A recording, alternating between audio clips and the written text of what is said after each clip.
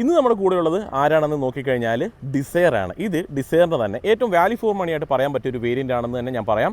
കാര്യം ഇതൊരു VXA variant ആണ്. അത്യാവശ്യം വേണ്ടുന്ന ഫീച്ചേഴ്സ് എല്ലാം ഈ ഒരു മോഡലിൽ കമ്പനി കൊടുത്തിട്ടുണ്ട്. എന്തൊക്കെയാണെന്നുള്ളത് പറഞ്ഞുതരാം. ഇതിൻ്റെ ഓൺ റോഡ് പ്രൈസിലേക്ക് വരുന്ന സമയത്ത് 9,11,000 രൂപയാണ് ഈ കിടക്കുന്ന മോഡൽ. അതായത് ഓട്ടോമാറ്റിക്കിന് ഓൺ റോഡ് വരുന്നത് 8,57,000 രൂപ. ഇതിൻ്റെ മാനുവൽ വെർഷൻ നമുക്ക് ഓൺ റോഡ് വരുന്നുണ്ട്. ഒരു 80,000 രൂപ അടച്ചാൽ നിങ്ങൾക്ക് ഈ വാഹനം ഇറക്കിക്കൊണ്ട് പോകാം. 7 വർഷത്തേക്കാണെങ്കിൽ ഒരു 14,000 റേഞ്ചിലായിരിക്കും ഇതിൻ്റെ EMI കാര്യങ്ങളും വരുന്നത്. ഫീച്ചേഴ്സ് പറഞ്ഞുതരാം.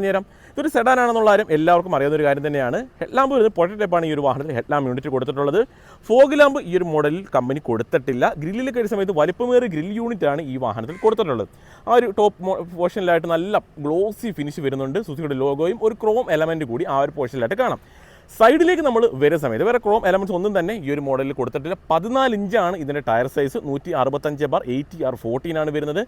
6 എയർ ബാഗ് ഈ ഒരു വേരിയൻറ്റിൽ ഈ ഒരു മോഡലിൽ അവൈലബിൾ ആണ്. വേറെ ഒരുപാട് ക്രോം എലമെൻറ്റ്സ് ഒന്നും ഈ ഒരു സൈഡ് പോർഷനിൽ വരുന്നില്ല. മിററിൽ തന്നെ ടേൺ ഇൻഡിക്കേറ്റർ നൽകിയിട്ടുള്ളത് കാണാം. കീലെസ് എൻട്രി ഒന്നും ഈ ഒരു വേരിയൻറ്റിൽ നമുക്ക് കിട്ടില്ല. ഏറ്റവും റിയർ പോർഷനിലേക്ക് വരുന്ന സമയത്ത് LED ടെയിൽ ലാമ്പ് കാണാം. ഷാർഫിൻ ആൻറ്റിന കാണാം. ഈ ഒരു സ്പോയിലർ യൂണിറ്റ് കൊടുത്തിട്ടുണ്ട്. ഡിസൈൻ്റെ ഒരു ബ്രാൻഡിങ്ങും സുസുക്കിയുടെ ലോഗോയും നൽകിയിട്ടുള്ളത് നമുക്ക് കാണാനായിട്ട് സാധിക്കുന്നുണ്ട്. ജസ്റ്റ് ബൂട്ട് സ്പേസ് ഒന്ന് ഞാൻ ഓപ്പൺ ചെയ്ത് കാണിച്ചു തരാം.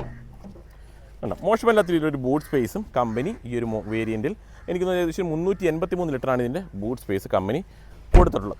അവിടെ തന്നെ അകത്തേക്ക് വരാം. അകത്തേക്ക് വരുന്ന സമയത്ത് കീലെസ് എൻട്രി ഇല്ലെന്നുള്ളത് ഞാൻ ഓൾറെഡി പറഞ്ഞു. 4 ഡോർ പവർ വിൻഡോ ഈ ഒരു വേരിയൻറ്റിൽ കമ്പനി കൊടുത്തിട്ടുണ്ട്. അത്യാവശ്യം സ്റ്റോറേജ് സ്പേസും മിറർ ഇലക്ട്രിക്കലി കൺട്രോളിങ്ങും ഫോൾഡിംഗ് ഓപ്ഷനും നമുക്ക് അവൈലബിൾ ആണ്. സ്റ്റിയറിംഗ് ഹൈറ്റ് അഡ്ജസ്റ്റ്മെൻറ്റ് അവൈലബിൾ ആണ്. സീറ്റ് ഹൈറ്റ് അഡ്ജസ്റ്റ്മെൻറ്റ് അവൈലബിൾ ആണ്. ഫ്രണ്ടിൽ 2 ഹെഡ് റെസ്റ്റ് അഡ്ജസ്റ്റബിൾ ആണ് കൊടുത്തിട്ടുള്ളത്. സെൻട്രൽ ലോക്കിംഗ് അവൈലബിൾ ആണ്. ട്രാക്ഷൻ കൺട്രോൾ ഐഡിയൽ സ്റ്റാർട്ടും ബട്ടൺസ് നൽകിയിട്ടുള്ളതാണ്. സ്റ്റിയറിംഗ് തന്നെ കൺട്രോൾസ് വരുന്നുണ്ട്. ഫുള്ളി LED ഒന്നും അല്ല അതിൻ്റെ ക്ലസ്റ്റർ യൂണിറ്റ് വരുന്നത്. ഡാഷ്ബോർഡിൻ്റെ കളർ തീം നോക്കുന്ന സമയത്ത് ഡാർക്കും ലൈറ്റും കളർ കോമ്പിനേഷനാണ് വരുന്നത്. ഇൻഫോർട്ടൈൻമെൻറ്റ് സിസ്റ്റം നൽകിയിട്ടുണ്ട്. AC-യുടെ കൺട്രോളിംഗ് ഒക്കെ നൽകിയിട്ടുള്ളത് മാനുവലാണ്. ഞാൻ ഓട്ടോമാറ്റിക് അല്ല. അത്യാവശ്യം സ്റ്റോറേജ് സ്പേസും ഇതൊരു ഓട്ടോമാറ്റിക് വേരിയൻ്റ് ആണെന്ന് കൂടി ഞാൻ ഓൾറെഡി എടുത്ത് പറഞ്ഞിട്ടുണ്ടായിരുന്നു. റിയർ സീറ്റിലേക്ക് വരുന്ന സമയത്ത് ഇതതിൻ്റെ വീൽ കപ്പാണ് കമ്പനി ഇത് വെച്ചേക്കുന്നത്. ഈ ഒരു പോർഷനാണ് വീൽ കപ്പ് വെച്ചേക്കുന്നത്.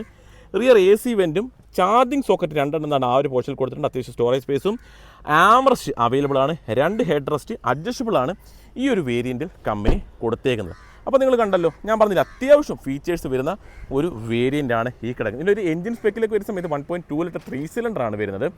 ഏകദേശം 80 bhpയും ഒരു 113 Nm ടോർക്കും ആ ഒരു റേഞ്ചിലാണ് ഇതിൻ്റെ പവർ ഫിഗർ കമ്പനി നൽകിയത്. 25.71 റേഞ്ചിലാണ് ഈ വാഹനത്തിന് കമ്പനി മൈലേജ് കൊടുത്തിട്ടുള്ളത്. ഞാൻ കോൺടാക്ട് നമ്പർ കൊടുത്തിട്ടുണ്ട്. കൂടുതലായിട്ട് എന്തെങ്കിലും കാര്യങ്ങൾ അറിയണമെങ്കിൽ ആ ഒരു നമ്പറിൽ നിങ്ങൾക്ക് കോൺടാക്ട് ചെയ്താൽ കൂടുതൽ ഡീറ്റെയിൽസ് അറിയാം. തുടക്കത്തിൽ ഡൗൺ പേയ്മെൻറ്റ് വന്നിട്ടുണ്ട്. 80 രൂപ ഉണ്ടെങ്കിൽ ഇറക്കിക്കൊണ്ട് പോകാനായിട്ട് പറ്റുന്നതാണ് ഈ വാഹനം. 7 വർഷത്തേക്ക് 14,000 റേഞ്ചിലാണ് ഇതിൻ്റെ EMI കാര്യങ്ങളും കമ്പനി വരുന്നത്.